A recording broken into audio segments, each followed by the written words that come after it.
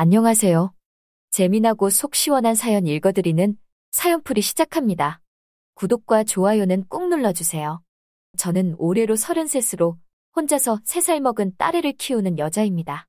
저는 첫 결혼에서 아주 몸서리치는 경험을 한 끝에 갈라서게 되었는데요. 제가 겪은 사연이 혹시라도 저와 같은 일을 마주한 분들께 도움이 되지는 않을까 하는 마음에 이렇게 사연을 올리게 되었습니다. 저는 대학을 졸업하고 나서 첫 직장에서 남편과 만나게 되었어요. 제가 다니는 회사는 광고 대행 업체였는데 남편이 광고주로 저희 회사를 방문했었거든요. 남편은 첫인상부터 귀티가 잘잘 흘렀어요. 얼굴이 잘생긴 데다 머리부터 발끝까지 명품을 휘감고 있어서 누가 봐도 재벌집 아드님 같은 관상이었어요. 저는 남편에게 첫눈에 반했고 그런 제 마음을 눈치챘는지 남편이 먼저 스스럼 없이 다가왔어요. 그렇게 우리는 사랑에 빠졌죠. 연애하는 동안에도 남편은 고급 레스토랑이다 리조트다 돈을 척척 쓰더라니까요. 그 있잖아요. 내 여자한테는 잘해준다는 그런 느낌. 카리스마 있고 아주 멋들어졌어요. 저한테 그런 남편의 모습은 너무나도 신선했어요. 사실 저희 집도 나름 재산가 집안이거든요. 그래도 저희 아빠가 워낙 짠돌이라 집과 회사만 반복할 뿐 가족들한테 여행 한 번, 명품 가방 한 번 사준 적이 없는 그런 분이었거든요. 그래서 더욱 남편의 태도에 끌렸던 것 같아요. 남편이 청혼했을 때 저는 두말 않고 받아들였어요. 이제 드디어 행복이 시작되는구나 했는데 결혼하는 데까지 정말 우여곡절이 많았어요.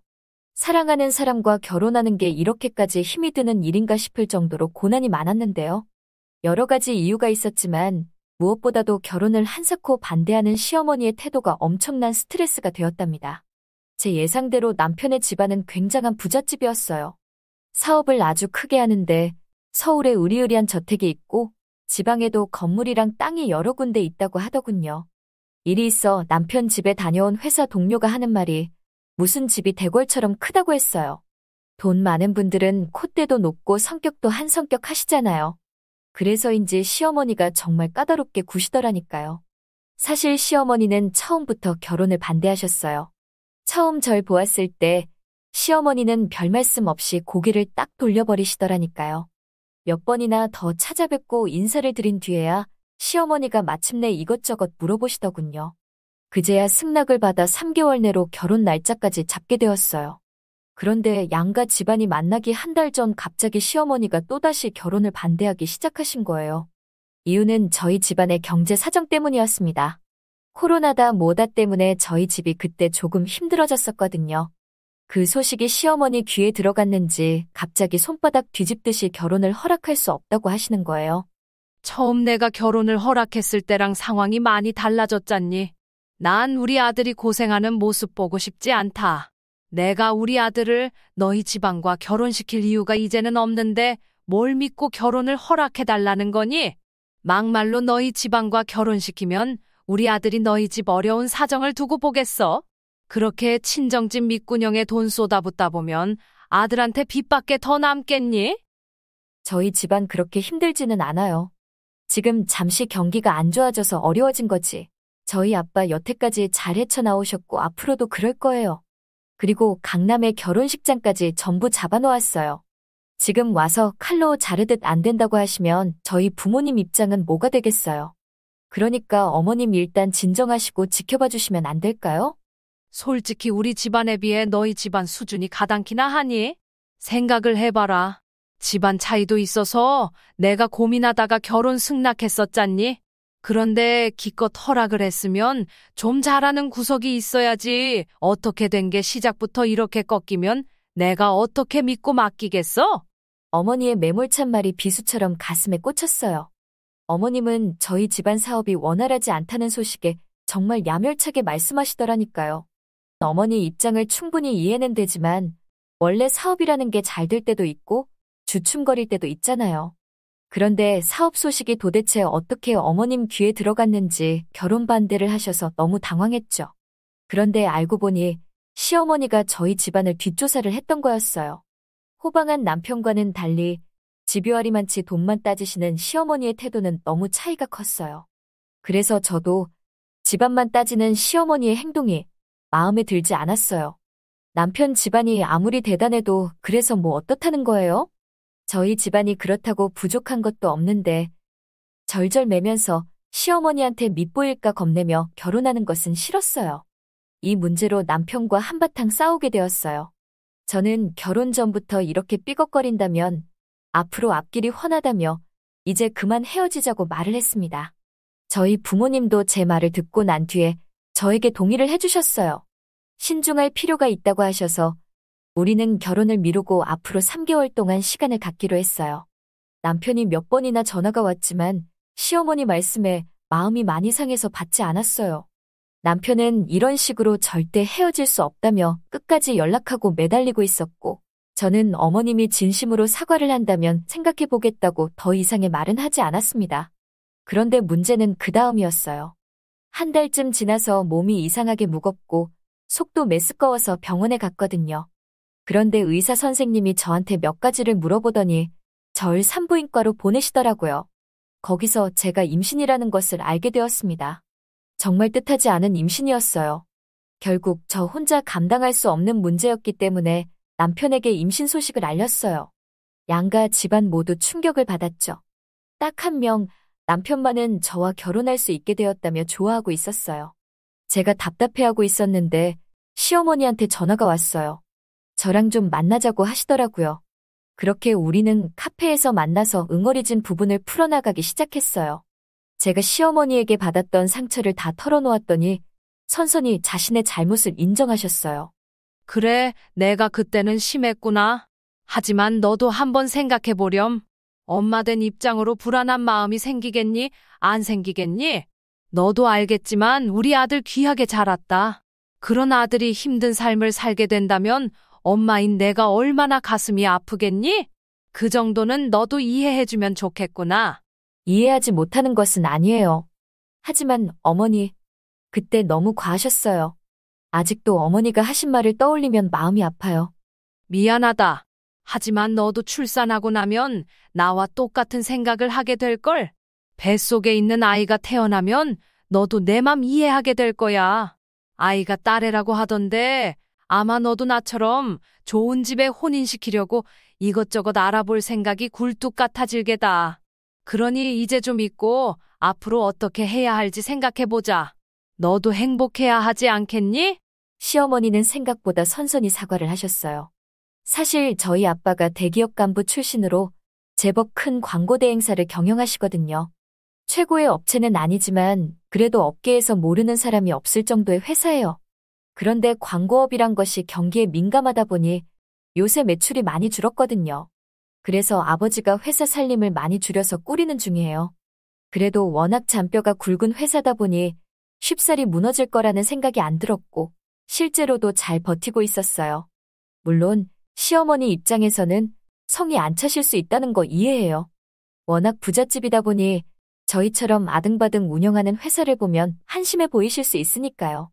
그래도 저희 집안이 어디 가서 고개 숙일 정도는 아니라고 생각한답니다. 이윽고 결혼을 위해 양가 어르신들이 모이게 되었어요. 그날 모두가 한자리에 모였죠. 그러고 보니 불현듯 한 가지가 떠올랐어요. 지금껏 아버님 얼굴은 단 한 번도 본 적이 없었던 거예요. 그 전부터 아버님에 대해 이것저것 물어봤지만 남편이 말을 이리저리 돌리면서 나중에 얘기하자면서 계속해서 미루더라고요. 어머님도 마찬가지였죠. 시어머니는 아버님에 대해 묻는 제 질문에 답은 하지 않고 자꾸만 말을 돌리고 있었습니다. 저도 별로 말하고 싶지 않은 사정이 있나 보다 생각하며 대수롭지 않게 그냥 넘겼는데 아니 아버님이 상견례장에도 나오지 않은 게 아니겠어요? 솔직히 서운했죠. 이번 상견례에 저희 부모님도 전부 참석하셨는데 이렇게 나오면 저희 집안을 무시하는 건가 하는 생각이 들더라고요. 제대로 된 설명도 없이 계속 이런 식이면 안 된다는 생각이 들었어요. 그래서 아버님이 상견례에 오시지 못하는 이유를 진지하게 물어보았어요. 어머니, 아무리 그래도 인생에 단 한 번뿐인 자리예요. 저희 부모님도 바쁘신 와중에 힘들에 참석해 주셨잖아요. 그런데 아버님이 자리에 안 나오신 건 솔직히 이건 아니라고 생각해요. 이 자리에서 저희가 납득할 수 있게 상황을 설명해 주셨으면 좋겠어요. 시어머니는 잠시 머뭇거리다 입을 열었어요. 우리 남편이 좀 아파. 정신분열증이 심각한 상태라 집에서만 머무르고 있어. 밖으로 나가면 돌발 상황을 너무 많이 저질러서 우리가 난처할 때가 많거든. 이런 거 말해서 좋을 거 없을 것 같아 얘기 안 했다. 결혼할 집안 아버지가 정신분열증이란 말은 자랑할 일이 아니잖니. 그러니 우리 입장도 좀 생각해 주기 바란다. 어머니 말씀에 괜스레 미안해졌어요. 제가 얌전히 듣고 있으니 어머니가 조금은 안심하신 것 같았죠. 말없이 앉아있는 남편 어깨를 툭 두들기시더군요. 그래도 우리 아들이 모든 일을 이어받을 수 있어서 다행이야. 안 그랬으면 우리 집안 쫄딱 망했을 거야. 지금은 완전 자리가 잡혀 있는 상태라 예전보다 사업이 더 잘 되고 있어. 시어머니는 어색하게 웃으면서 아버님에 대해 설명하셨어요. 듣고 보니 시어머니가 이런 일을 겪고 있다는 게 가슴이 아팠고 그동안 마음고생했을 것을 생각하니 제가 잘해야겠다는 생각이 들었었죠. 그렇게 상견례 자리는 무사히 끝이 났고 제가 배가 더 심하게 불러오기 전에 결혼식을 빠르게 진행하도록 했어요. 모든 일은 순조로웠고 남편과의 행복한 결혼 생활이 마냥 좋았습니다. 신혼여행을 다녀온 후 남편의 멋진 아파트에서 신혼생활을 시작했어요. 어느 정도 삶이 안정이 된 후 시댁에 인사를 드리려고 했죠. 근데 남편이 묘하게 우물쭈물 하더라고요. 그러더니 잠시 전화해보겠다며 자리를 피했고 베란다에서 어머님과 통화를 하는 것 같았어요. 한참을 통화를 하던 남편은 고개를 푹 숙인 채 급하게 인사를 올 필요 없다는 어머님의 말씀을 전했습니다. 나중에 따로 부를 테니 그때 얼굴을 보자고 하셨대요. 좀 이상했어요. 남편은 결혼하고 나서도 단 한 번도 시댁에 들린 적이 없거든요. 제 궁금증은 쌓여만 갔어요. 마치 무언가를 계속해서 숨기려는 느낌이 들었다고 할까요? 여자의 촉이 오더군요. 기분이 썩 좋지는 않았지만 정신병 걸린 시아버지 상태를 보여주는 게 기분 좋을 일이 아니겠거니 했어요. 그래서 시간을 두고 기다리기로 했습니다. 그렇게 즐거운 시간이 흘러갔어요. 뱃속에 있는 아이는 건강하게 자라기 시작했고 마침내 예쁜 딸아이를 출산하게 되었습니다. 건강하게 태어난 아이를 보니 너무 행복한 거예요. 이제 앞으로 행복한 날들이 계속될 거란 생각을 하며 하루하루를 보내고 있었어요. 산후조리가 얼추 끝나자 다시 한번 시댁에 가고 싶다고 어머님께 말씀드렸어요. 어머님은 잠시 망설이다 같이 식사를 하자면서 처음으로 시댁으로 초대를 해주셨어요. 이번 주말이 남편과 함께 오라고 하셨습니다. 어째선지 시댁에 가는 게 결혼할 때보다도 더 떨려왔습니다. 이유는 알 수 없었지만 어머님과 통화 이후 마음이 진정이 잘 되지 않았어요. 그날은 남편 일이 늦게 끝나서 펑늦은 시각에 집에 들어왔어요. 남편한테 어머님 허락을 받고 시댁에 가겠다고 했더니 남편 눈이 놀라 휘둥그레해지더라고요. 어머님이 이번 주말에 와도 된다고 하셨어. 우리 아기 얼굴도 보고 싶다고 하시더라. 결혼 후에 처음 시댁에 오는 거니까 이번에 신경 좀 써주신다더라. 나 완전 기대되는 거 있지? 엄마가 그랬어? 엄마도 나한테 단 한마디 상의도 안 하고 왜 그런 거야? 미리 좀 말을 했어야지. 왜 어머니에 대해 말을 그런 식으로 해? 어머니 서운하게. 그리고 내가 그동안 시댁이 얼마나 가고 싶어 했는지 당신도 잘 알잖아. 당신 꼭 내가 시댁에 안 갔으면 하는 것처럼 말을 하네. 네가 시댁에 가는 게 싫을 리 없잖아. 난 단지 우리 아빠 때문에 혹시라도 무슨 일이 벌어질까 걱정이 되니까 그런 거지. 어째 남편은 마지못해 가자고 하더군요. 덕분에 제 기분도 잡쳐버리고 말았어요. 그동안 시댁에 한번 가자고 입이 닳도록 얘기했었거든요. 그런 제 마음잘 알면서도 무조건거리는 남편이 더 수상하게만 느껴졌습니다. 솔직히 결혼하고 나서 아이까지 낳았는데 시댁에 얼굴 한번 비추지 않는 게 말이 돼요? 그리고 아무리 정신병이 심해도 아버님도 손주가 보고 싶으실 것이 분명할 거예요. 누가 알아요? 아버님께서 손녀딸 얼굴을 보고 갑자기 제정신이 돌아오실 수도 있잖아요. 남편과 말다툼이 이어지는 바람에 냉전 상태에서 시댁으로 향하게 되었어요. 거의 다 도착했을 때 그때까지 아무런 말이 없던 남편이 갑자기 붙잡았어요. 당신 무슨 일이 있어도 아버님과 눈을 마주치지 마, 알겠지? 절대로 마주쳐서는 안 돼. 남편이 엄청 진지한 얼굴로 뭔가 괴담이나 무서운 이야기에서 들을 법한 말을 하니까 몸에 소름이 돋더군요. 제가 떨떠름해 있으니 남편은 절 붙잡고 또다시 절대로 눈을 쳐다보지 말라며 신신당부를 하는 것이었습니다. 그리고는 아무런 말 없이 시댁으로 향했습니다. 남편 집은 듣던 대로 우리우리한 저택이었어요. 진짜 부잣집은 뭐가 달라도 다르구나 했죠. 집 밖에서 저희가 오는 소리가 들리자 어머님이 급하게 나오시더군요. 저희를 많이 기다리고 있으셨던 것 같았습니다. 어머님은 뛸 듯이 기뻐하시며 아이를 건네받으셨어요. 집안은 조용하고 깔끔했고 방과 관리해주시는 가정부 몇 분이나 계시더군요. 헌데 집안을 이리저리 두리번거렸지만 아버님은 찾아볼 수 없었습니다. 어머님은 신경 쓸 필요 없다면서 한 상을 멋들어지게 차려주셨어요. 음식이 하나같이 너무 화려하고 맛있어 보였어요. 처음에는 삐걱거리면서 찜찜한 사이였지만 이제는 어머님 마음을 알 것 같았습니다. 남편 가족들과 맛있게 식사하며 이런 게 행복이구나 생각했더랬죠. 이런 시간이 앞으로도 계속 이어지길 바랬습니다. 누군가 걸어 나오는 소리가 들리기 시작했어요. 2층에서부터였죠. 꽤 무거운 발걸음 소리에 자연스럽게 그쪽으로 고개가 돌아갔어요. 위에서 천천히 걸어 내려오는 의문의 사람은 얼굴을 푹 숙인 채 어디론가 가고 있었어요. 전 솔직히 놀라 자빠질 뻔했어요. 키가 너무 커서 제 느낌으로는 무슨 운동선수 같았거든요. 거기다 노인답지 않게 우락부락한 체격에 수그린 얼굴에서는 무언가 시근덕거리는 소리가 계속 들려왔어요. 자세히 얼굴을 살피니 주름이 자글자글한 얼굴이지만 어딘가 남편을 닮은 것이 딱 봐도 아버님인 것 같았어요. 그래서 남편한테 소근소근 아버님 맞냐고 물어보니 고개를 끄덕이더라고요. 마음이 떨렸지만 용기를 내서 다가가서 인사라도 드리려고 일어났거든요. 그러자 화들짝 놀란 남편이 제 팔목을 잡더니 인상을 쓰면서 조용한 말투로 앉아 있으라는 거예요. 그런데 남편의 얼굴이 정말 공포에 질린 표정이었어요. 옆을 보니 어머님 또한 몸을 덜덜 떨고 있는 거예요. 아버님은 계속해서 시근덕거리며 쿵쿵쿵 발을 구르며 돌아다니셨어요. 그래서 저도 조용하게 앉아서 주방을 계속 응시하고 있는데 저희가 먹다 남은 음식을 드시고 계시더라고요. 그런 모습이 낯설었고 아버님이 너무 신경 쓰기 시작했어요. 그렇게 한참 동안 주방에서 식사를 하시고 자리에 일어나시더니 냉장고에서 먹을 거 몇 개를 가지고 다시 2층으로 올라가시더라고요. 저는 아무런 소리도 못 내고 그런 모습을 계속해서 지켜봤어요. 어머님과 남편이 숨을 죽인 채 사라져가는 아버님 뒤를 살피며 엄청 긴장을 하고 있었어요. 어쨌든 그렇게 다 끝났나 싶었는데 그때 정말 놀라 자빠지는 줄 알았어요. 전 너무 놀라서 눈만 크게 떴다니까요. 아니 글쎄, 아버님이 문을 천천히 닫다 말고 저를 뚫어지게 쳐다보고 있는 게 아니겠어요? 그 눈빛이 어찌나 무서운지 저는 고개도 돌리지 못하고 덜덜 떨고 있었죠. 아버님은 저와 눈이 마주친 상태로 계속해서 바라보시더니 한참 만에 문을 닫으셨어요. 저는 문이 닫히고 나서야 숨을 쉴 수 있었어요. 아버님이 나오시는 순간부터 가실 때까지 우리는 공포에 떨었습니다. 존재감이 엄청 낯섰고 살갑게 다가가 인사를 하기에는 문제가 있을 것 같다고 판단하게 되었어요. 남편이 이제 그만 가겠다고 얘기하자 어머님은 자고 가라며 저와 단둘이 있는 시간을 원하고 계셨어요. 저는 홀로 아버님을 감당해온 어머님이 안 되어 보여서 남편한테 자고 가자고 부탁했죠.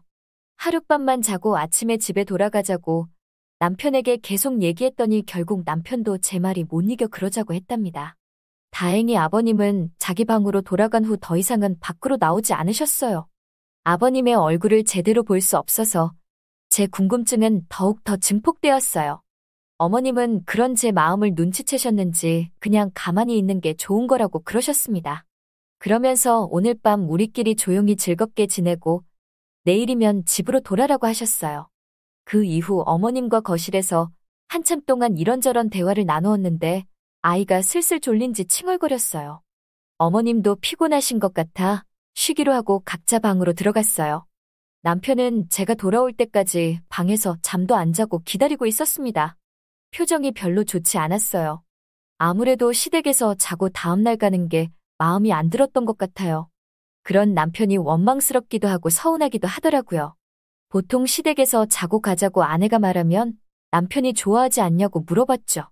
따지고 보면 이거 아내인 제가 나름대로 남편을 배려한 것인데 그런 마음 몰라주니 서운하다고도 말했어요. 남편은 제 마음도 모르고 입을 삐죽이는 거 있죠? 자기는 이런 배려 원하지 않는다며 오히려 시댁이 불편하대요. 그러면서 아니 넌 우리 집에 이 분위기가 좋냐며 황당해 하더라고요. 그러면서 어머님이 뭐라고 하건 자기는 집으로 돌아가 마음 편히 쉬고 싶을 뿐이라고 했어요. 근데 저는 이상한 생각이 들더라고요. 아니, 아버님 정신병이 심하긴 했지만 그래도 자기 집이잖아요. 세상 어떤 남편이 시댁에서 불편함을 느껴요? 그래서 도대체 뭐가 문제냐며 혹시 나한테 말하지 못한 게 있냐고 했죠. 딱 봐도 수상한 점이 너무 많고 감추려는 행동이 너무 빤히 보이잖아요. 솔직히 말해봐. 혹시 말 못할 비밀이라도 있는 거 아니야? 비밀은 무슨? 아까 우리 아빠 못 봤어?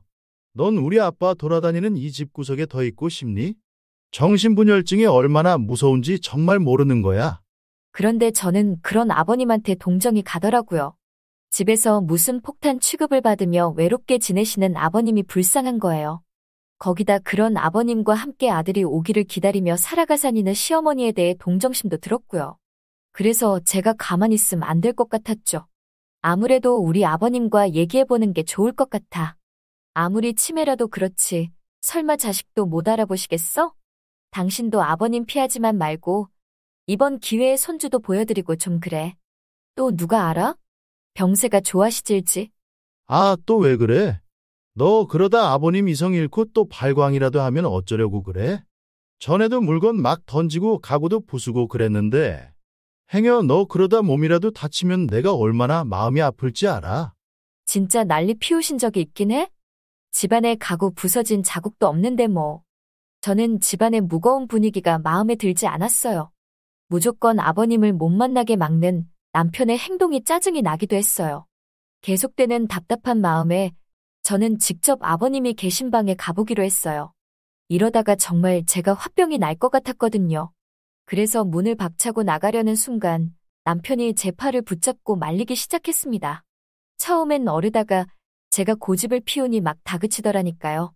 저는 남편을 뿌리치며 아버님이 계신 방 쪽으로 걸음을 옮겼어요. 그런데 뭔가 이상했죠. 주방에서 뭔가 수다 떠는 소리가 들리는 거예요. 바깥에는 어머님밖에 없을 텐데. 의아해서 주방 쪽으로 가니까 그 소리가 뚝 끊어지는 거 있죠? 좀 이상한 느낌을 지울 수 없어서 전 주방 쪽으로 다가갔습니다. 그랬더니 거기 아버님이 있는 거였어요. 아버님은 이미 저를 보며 우두커니 서 있었습니다. 거실과 주방이 불이 켜져 있어서 검은 형체만 보이는 아버님이 너무 무서웠어요.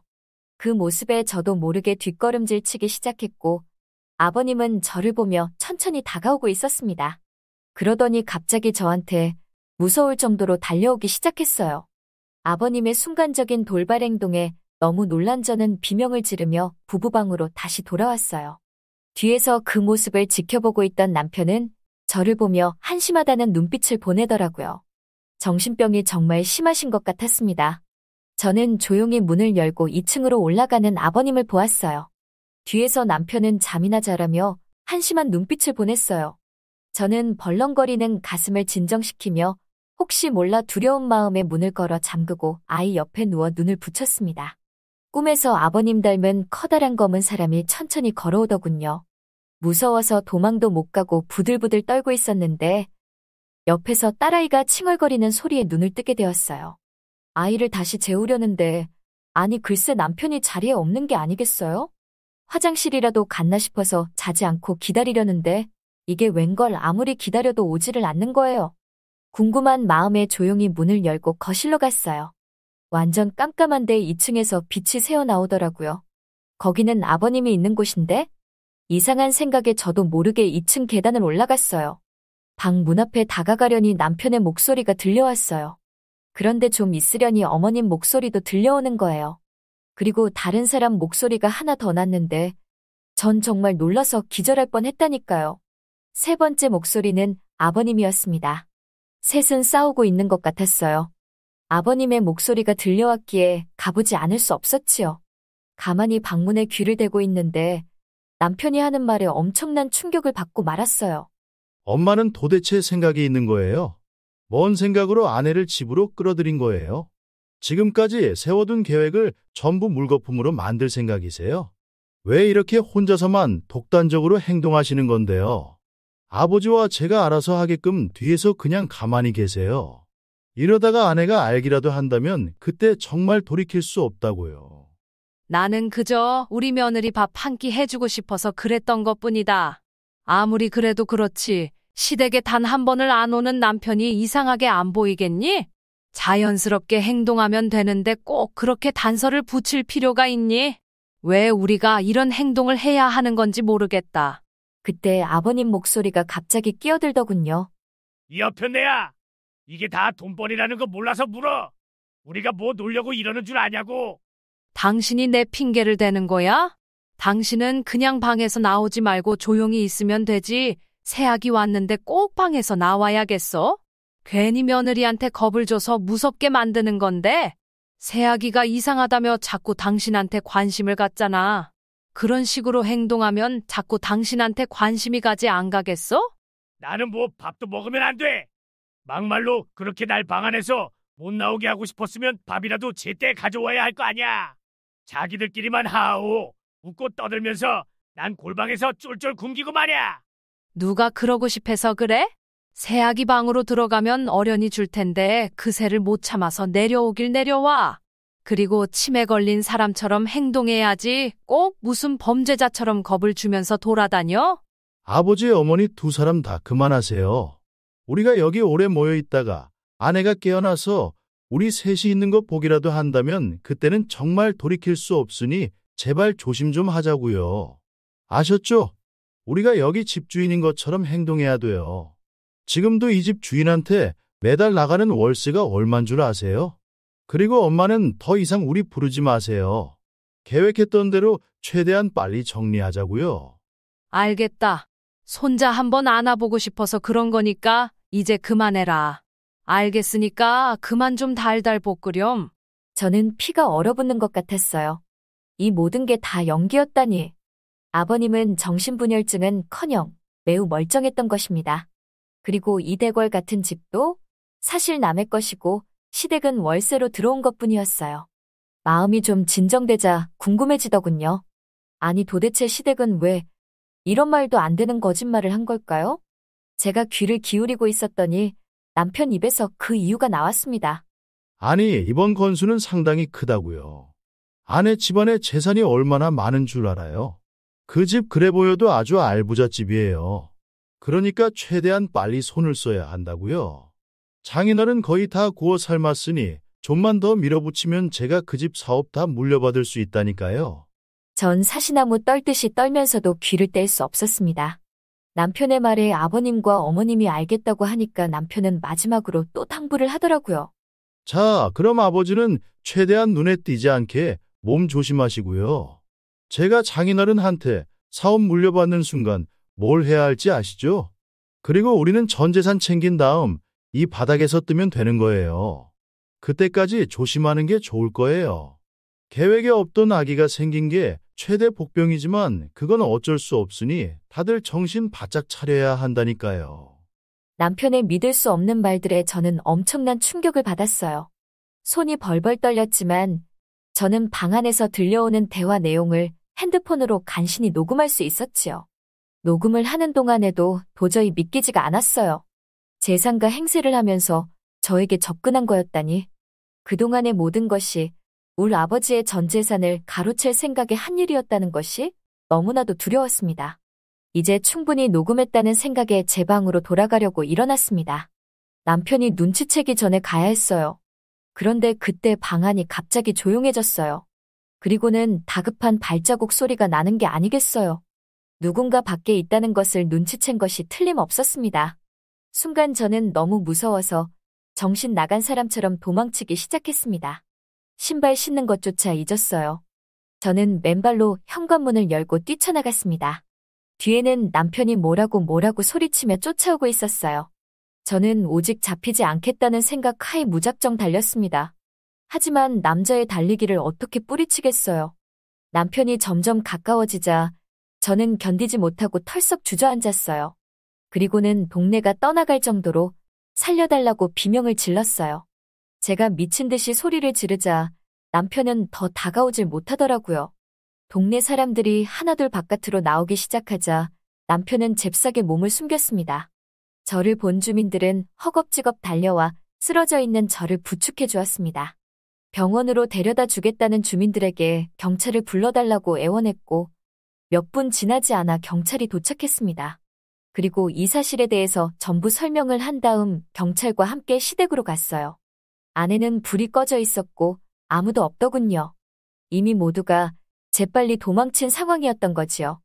경찰분들이 주변 일대를 수색했지만 결국 남편도, 시어머니도, 치매 걸린 척 하던 아버님도 아무도 찾지 못했습니다.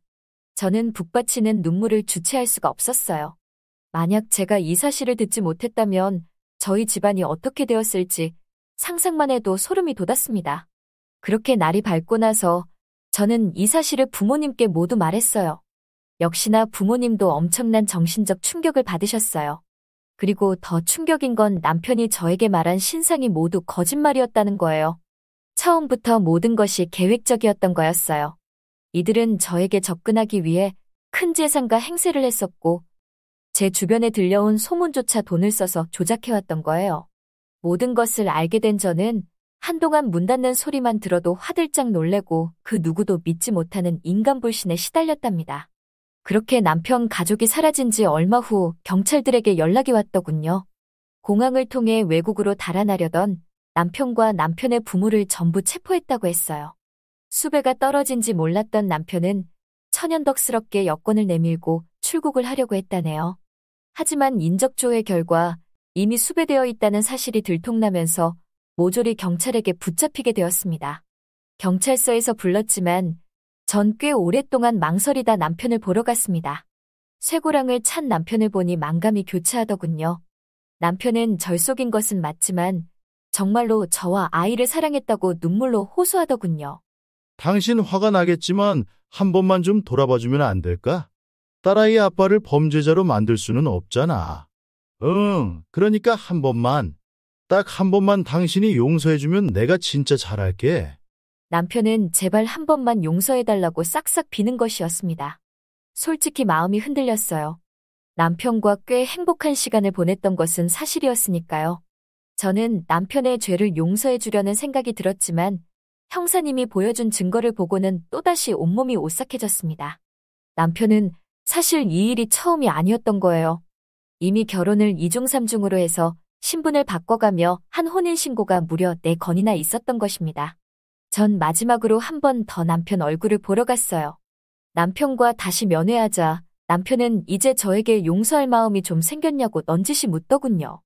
기도 안 찼습니다. 당신 정말 사람도 아니야. 4번이나 결혼했던 사실 끝까지 숨길 수 있다고 생각했어?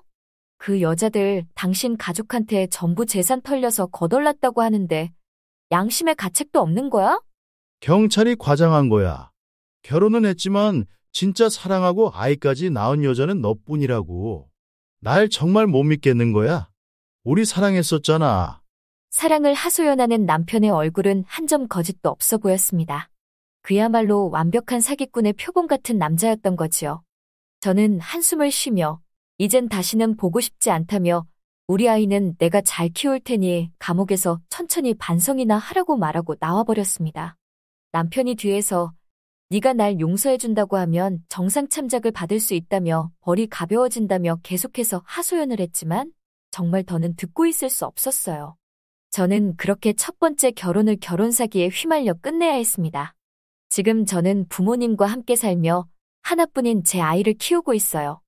아이는 매일매일 쑥쑥 자라는데 정말 천사 같아서 그 사람의 비열한 눈빛은 조금도 닮지 않았더라고요. 전 아이의 해맑은 얼굴을 보면서 앞으로 아이가 올바르고 진실된 사람이 될 수 있도록 저도 온 힘을 다할 것이라고 매일 다짐하고 있습니다. 제 사연을 들은 분들 모두 결혼을 결심할 때는 정말 신중해야 한다고 당부드리고 싶어요. 사람을 쉽게 판단해서는 안 됩니다. 사기꾼들은 사기를 치기 전에 상대를 정말 철저하게 분석하는 것 같아요. 부디 나쁜 사람들한테 저처럼 속지 마시고 항상 진실되고 올바른 사람들과 만나시길 바라겠습니다. 제 사연은 여기까지입니다.